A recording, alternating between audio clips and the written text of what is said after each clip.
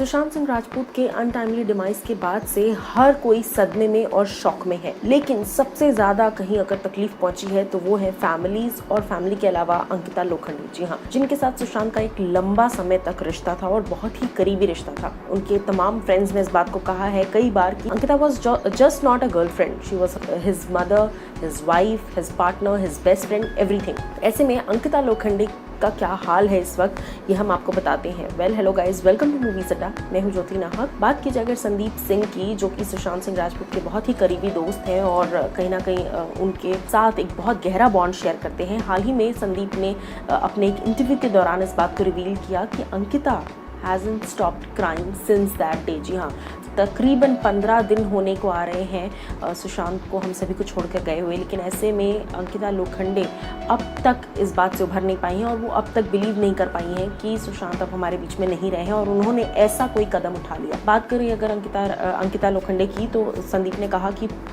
जिस दिन से ही खबर आई है उस दिन से वो रोना कंट्रोल ही नहीं कर पा रही है, वो कंटिन्यूसली रो रही है। और उसके साथ साथ उन्होंने ये भी कहा संदीप ने कि मैं 3-4 दिन तक अंकिता से मैंने कोई बात नहीं की थी, लेकिन जब हाल ही में अंकिता का मुझे कॉल आया तो फ़ोन करते ही वो रोने लगी। मैं उसे इस तरीके से नहीं देख सकता, क्योंकि मैं जानता हूँ और तमाम लोग जानते हैं कि अंकिता और सुशांत के बीच जो रिश्ता था वो कितना खास था, ये बात हर कोई जानता है। तो मैं अंकिता को इस तरीके से नहीं देख सकता, इसीलिए मैं मुझे समझ नहीं आ रहा मैं किस तरीके से हेल्प करूँ, बिकॉज़ ये जो चीज़ हुई है ये अनएक्सेप्टेबल है। मतलब आप सोच ही नहीं सकते कि ऐसा कोई इंसान आपकी लाइफ से अब जा चुका है जो कभी नहीं आएगा। तो कहीं ना कहीं अंकिता लोखंडे जो है वो बहुत ही ज़्यादा अफेक्टेड है इस चीज़ से, एंड उन्होंने अपने आप को बिल्कुल ही आइसोलेट कर रखा है और कहीं ना कहीं बहुत ज़्यादा तकलीफ में हो। आप एज अ व्यूअर क्या कुछ कहना चाहेंगे, आप हमें बताइए कॉमेंट सेक्शन में।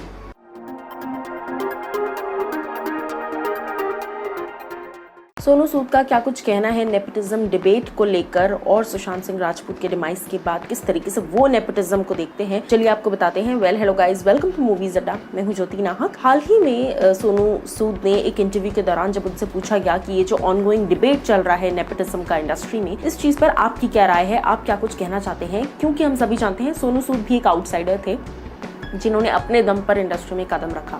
ऐसे में सोनू ने कहा कि ये सच बात है कि इंडस्ट्री में दो पहलू हैं, एक इनसाइडर की एक अलग लाइफ होती है और आउटसाइडर को बहुत स्ट्रगल होता है, लेकिन किसी भी एक सेक्शन ऑफ इंडस्ट्री को ब्लेम करना नेपोटिज्म के नाम पर ये गलत है। जी हाँ, उन्होंने कहा कि जिस तरीके से सुशांत सिंह राजपूत का डिमाइस हुआ है ये सभी के लिए शॉकिंग है और हर किसी के लिए सैडनिंग है, लेकिन इस चीज की वजह से किसी की मौत का जिम्मेदार किसी और को ठहराना ये सबसे खराब चीज़ है जो कोई भी इंसान अपनी लाइफ में एक्सपीरियंस कर सकता है, चाहे वो कोई भी कितना ही बड़ा इंसान क्यों ना हो।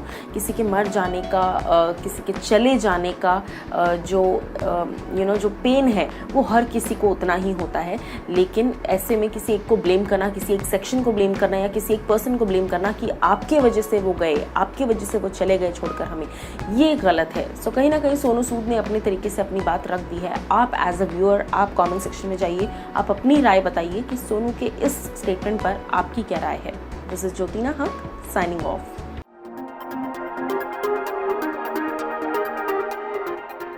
बिग बॉस सीजन 14 आ रहा है, जी हाँ, और इस बार ये जो सीजन है ये बहुत ही खास होने वाला है। क्यों? क्योंकि इसमें सोशल डिस्टेंसिंग रखी जाएगी। किस तरीके से ये मैं आपको बताती हूँ। Hello guys, welcome to Movies Adda. मैं हूँ ज्योति नाहक। जिस तरीके से बिग बॉस सीजन 13 खत्म हुआ, 14 का क्रेज बहुत ज्यादा है लोगों में और कहीं ना कहीं एक्सपेक्टेशंस भी बहुत ज्यादा है, लेकिन ऐसे में कोरोना वायरस का फेज चल रहा है, ये हम सभी जानते हैं। मैंने आपको ये भी बताया था काफी टाइम पहले कि सलमान जो है वो पनवेल फार्म हाउस से ही बिग बॉस सीजन 14 पर काम शुरू कर चुके हैं और प्रोमोज भी शायद पनवेल फार्म हाउस पर ही शूट होंगे, क्योंकि सलमान बाहर नहीं निकल सकते, ऑफ कोर्स लॉकडाउन चल रहा है। लेकिन ऐसे में ये जो अब शो है जो कि यूजुअली अक्टूबर में शुरू होता है, सितंबर अक्टूबर के समथिंग, अब ये डिले होने वाला है। जी हाँ, डिले इसलिए हो रहा है क्योंकि मेकर्स जो हैं वो इस बार कुछ क्रिएटिव आइडियाज लेकर आना चाहते हैं, जहां पर कि सोशल डिस्टेंसिंग को ध्यान में रखते हुए कंटेस्टेंट्स जो हैं उनको घर के अंदर लाया जाए। उसके साथ साथ जितने भी कंटेस्टेंट्स, ऐसा कहा जा रहा है कि टोटल 16 कंटेस्टेंट्स होने वाले हैं और उसके साथ साथ 16 कंटेस्टेंट्स सेलेक्ट करने के लिए 30 लोगों के ऑडिशंस लिए गए हैं। और मैं आपको ये भी बता देती हूँ जो कि सबसे बड़ी अपडेट है कि घर के अंदर जाने से पहले इन सभी लोगों का कोरोना टेस्ट होगा। जी हाँ, कोविड-19 पॉजिटिव नेगेटिव जो भी है टेस्ट होने वाले हैं इन सभी कंटेस्टेंट्स के घर के अंदर जाने से पहले। नाम तो बहुत लोगों के सामने आ रहे हैं, लेकिन अभी तक क्लैरिफिकेशन किसी के भी नाम का नहीं मिला है। लेकिन हाँ, बिग बॉस शुरू होने से पहले ही डिले हो चुका है ड्यू टू कोविड-19। आप लोग सीजन 14 के लिए कितने एक्साइटेड हैं ये आप लोग मुझे बताइए कमेंट सेक्शन में। This is Jyoti Nahar signing off.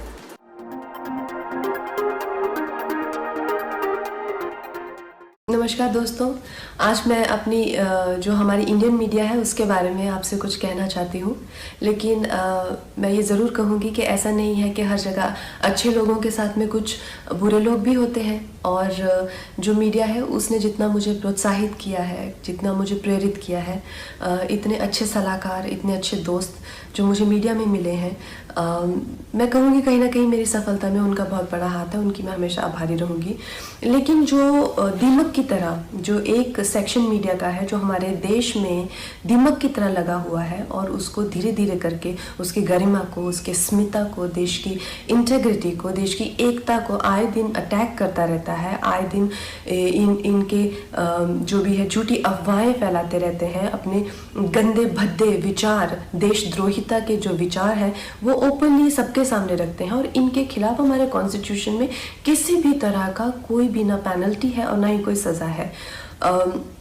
आप तो इस चीज़ से मुझे बहुत ही ज़्यादा ठेस लगी और मैंने अपने आप में ही ये डिसाइड कर लिया कि ये जो दो गली मीडिया है, ये जो बिकाऊ मीडिया है, जो खुद को लिबरल कहती है, सेक्युलर कहती है, और कुछ नहीं है, 10वीं फेल भी नहीं है ये लोग सूडो लिबरल हैं और ये लोग बिल्कुल भी सेक्युलर नहीं है। अगर ये सेक्युलर होते तो हमेशा धार्मिक चीज़ों को लेके देश की एकता पर हमेशा प्रहार नहीं करते।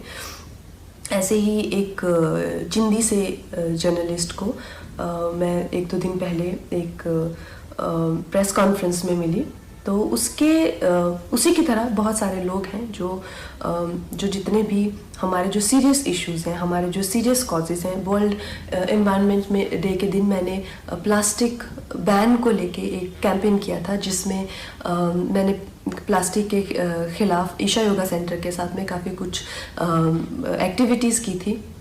इस जर्नलिस्ट को मैंने उसकी खिल्ली उड़ाते हुए देखा। फिर मैंने काउ स्लॉटर के अगेंस्ट, एनिमल क्रूलिटी के अगेंस्ट एक कैंपेन किया, उसका भी ये मजाक उड़ा रहा था। एक शहीद पे मैंने फिल्म बनाई, उसके नाम की खिल्ली उड़ा रहा है। और प्लीज़ आप ये गौरतलब ये है कि इनके पास किसी भी तरह का कोई तर्क वितर्क, समीक्षा या विचार जो कि एक पत्रकार का हक है, उस तरीके से नहीं, गाली गलौज करके, गंदी बातें लिख के, प्रोफेशनल ट्रोल्स जो हैं, खुद को मुफ्त का खाना खाने पहुंच जाते हैं ये हर जगह प्रेस कॉन्फ्रेंस पे। मैं जानना चाहती हूँ कि कोई तो क्राइटेरिया होना चाहिए कि अगर आप खुद को जर्नलिस्ट कह रहे हैं, क्या आपने किया हुआ है? मुझे एक अपना लिखा हुआ कोई ना कोई एक पीस या एक ब्लॉग, जैसे मैं खुद को अगर कलाकार कहती हूँ तो कुछ तो होना चाहिए टू माई क्रेडिट। आप खुद को क्यों पत्रकार कह रहे हैं? किस लिए आप पत्रकार बने हुए हैं? इन 3-4 लोगों ने मिलकर, क्योंकि मैंने उस इंसान के प्रश्नों का उत्तर देने से मना कर दिया, मैंने कहा कि इंटरनेशनल को मैं क्यों एंटरटेन करूं, मेरे पास किसी भी तरह के देशद्रोही के लिए 0% टॉलरेंस है। तो 3-4 लोगों ने मिलकर मेरे खिलाफ एक कोई गिल्ड बनाई है, शायद कल ही बनी है, ना ही उसकी कोई मान्यता ही है और ना ही उसकी कोई धारणा ही है। तो उस गिल्ड के चलते हुए इन लोगों ने मुझे धमकी देना शुरू किया है कि मुझे बैन कर देंगे या मेरी कोई चीज़ का मुझे कवर नहीं करेंगे या मेरा करियर बर्बाद कर देंगे। अरे नालायकों, देशद्रोहियों, बिकाऊ लोगों, तुम लोगों को खरीदने के लाखों भी नहीं चाहिए। तुम लोग तो इतने सस्ते हो, 50-60 रुपए में बिछ जाते हो। जो अपनी देश के साथ गद्दारी करे, अपनी ही थाली में जिसमें खाते हैं उसी में छेद करते हैं, तुम जैसे नालायक मुझको बर्बाद करोगे। तुम लोगों के बाप दादाओं को भी मैंने लोहे के चने चबाए हैं। आज मैं, अगर तुम लोगों जैसे लोगों की चलती ना मूवी माफिया, और तुम जैसे सड़े हुए सूडो जर्नलिस्ट की चलती, तो आज मैं इंडिया की टॉप एक्ट्रेस और हाईएस्ट पेड एक्ट्रेस नहीं होती। मैं तुम्हारे सामने हाथ जोड़ती हूँ और कह रही हूँ कि प्लीज़ मुझे बैन करो, क्योंकि मैं नहीं चाहती कि मेरी वजह से तुम लोगों के घर में चूल्हा जले। और इससे ज़्यादा बड़ा एहसान आप मुझ पे नहीं कर सकते कि आप मुझे बैन कीजिए। और जो भी मेरे भाई बहन इस देश के जो युवक युवतियाँ हैं जिन्होंने इन लोगों का बहिष्कार किया है, और जब मणिकर्णिका फिल्म भी आई थी और मूवी माफिया उसके अगेंस्ट पूरी गैंगअप हो गई थी, तो इन बच्चों ने इतने अच्छे तरह से हर दिन we stand with Manikarnika trend किया, उस फिल्म को बहुत सफल बनाया। फिल्म ने 150 करोड़ से ज़्यादा का बिजनेस किया, और इस चीज़ से मुझे इतना गर्व है अपने देशवासियों पर। आप लोगों के लिए जो हो पाएगा उससे भी ज़्यादा करके दिखाएंगे। बहुत बहुत धन्यवाद।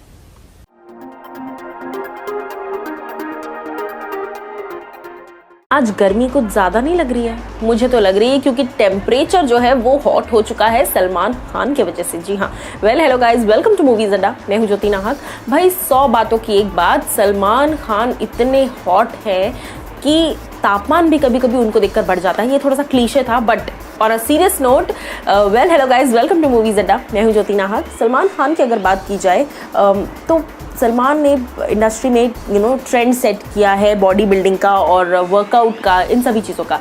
ऐसे में अगर सलमान खान की बात करूँ मैं, तो हाल ही में एक शर्टलेस फोटो डालकर सलमान हैज़ सिजल्ड द इंटरनेट। जी हाँ, सिजलिंग अवतार सलमान ने अपना दिखाया है। मैंने आपको बताया था काफ़ी दिनों पहले कि लगातार राधे, क्योंकि कभी भी शूटिंग रिज्यूम हो सकती है, और ऐसे में लगातार सलमान जो है अपनी बॉडी पर काम कर रहे हैं, अपने वर्कआउट्स कर रहे हैं, अपने आप को मेंटेन रख रहे हैं।